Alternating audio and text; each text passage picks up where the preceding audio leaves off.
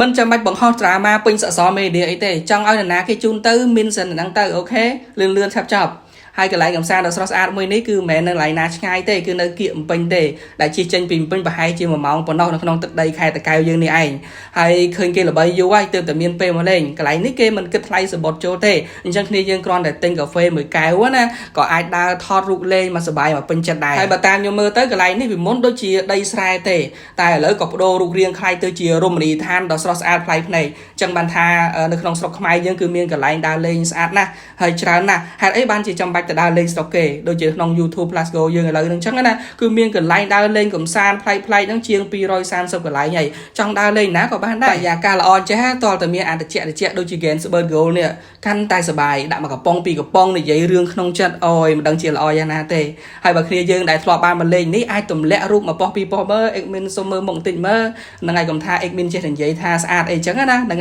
ហើយមួយទៀតបើសរសៃមកដល់ណាជួនកាលគូរបស់យើងអាចនៅក្នុង comment ហ្នឹងជឿអត់មកលេងនៅនេះគឺសាក់ថ្មឲ្យទៅពេញទៅគឺសម្បូរកន្លែងថតរូបណាស់ទៅផ្ទះវិញណាដឹងតែមិនក្រោម20ប៉ុសទេហើយដូចខ្ញុំនិយាយខាងដើមនេះអញ្ចឹងបើសិនជាបងប្អូនមានដីទុកចោលអាចពិចារណាបើកនៅកន្លែងកំសាន្តប្លែកៗបានហ្នឹងហើយនេះគឺជាការលើកស្ទួយនៅ